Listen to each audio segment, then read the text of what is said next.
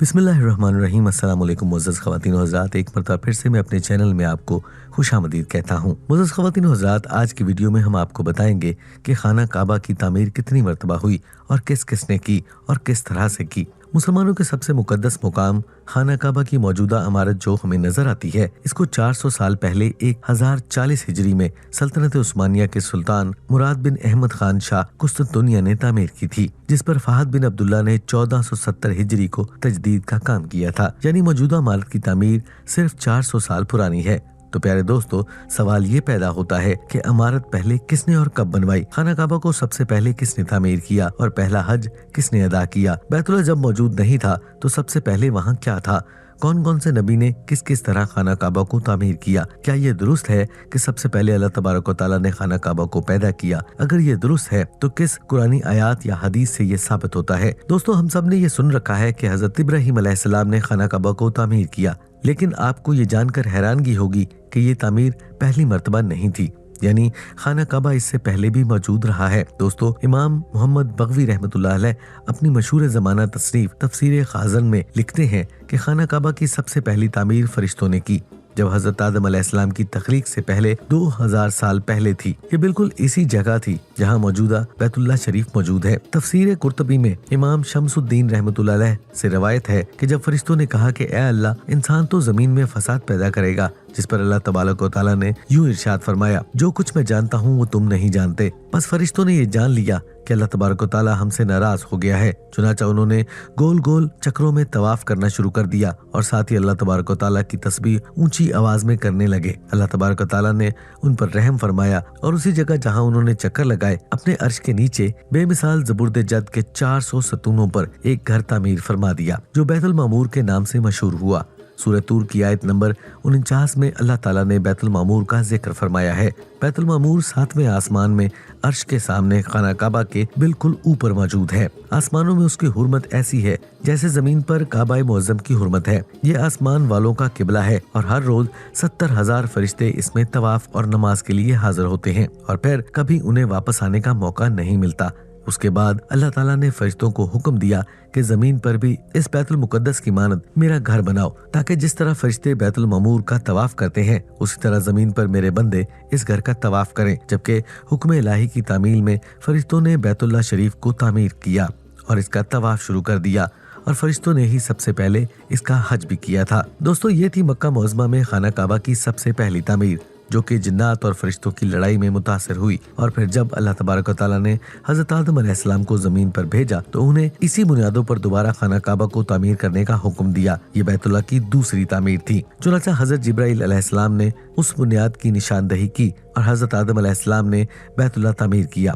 फिर अल्लाह तबारक व तआला ने हजरत आदम अलैहिस्सलाम को तवाफ का हुक्म दिया और उसके साथ फरमाया, आप पहले इंसान हैं और ये पहला घर है। प्यारे दोस्तों, तीसरी तामीर उस वक्त हुई कि जब वक्त के साथ साथ खाना काबा दीवारें कमजोर होती गईं, तो हजरत आदम अलैहिस्सलाम के बेटे हजरत शीज अलैहिस्सलाम ने मिट्टी और पत्थर से खाना काबा को दोबारा तामीर किया, जबकि कुछ मुफस्सरीन का कहना है कि हजरत शीज अलैहिस्सलाम ने सिर्फ मुरम्मत का काम किया था। चौथी तामीर, दोस्तों, तारीख रिवायत में ये मौजूद है कि जब तूफान नूह आया तो खाना काबा की इमारत बिल्कुल गायब हो गई थी। फिर जब हजरत इब्राहिम अलैहिस्सलाम मक्का गए तो उन्होंने हजरत इस्माइल अलैहिस्सलाम की मदद से जिब्राइल अलैहिस्सलाम की बताई हुई निशानियों पर खुदाई की।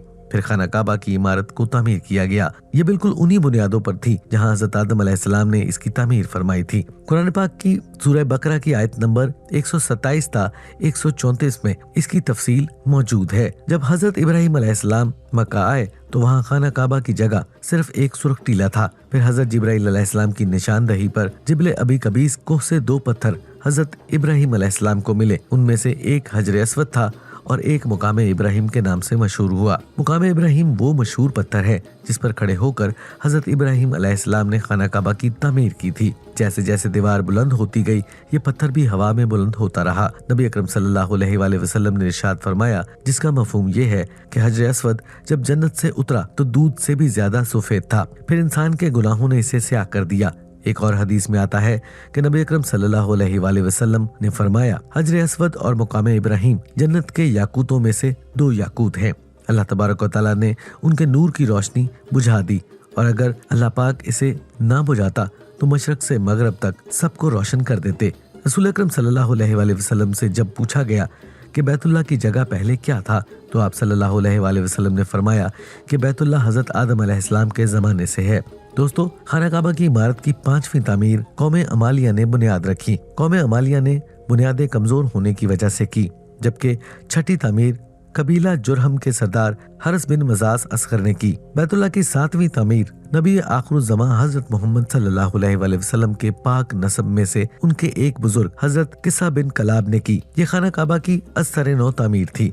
उन्होंने अपने जमाने की सबसे बेमिसाल और पुख्ता इमारत तामीर फरमाई।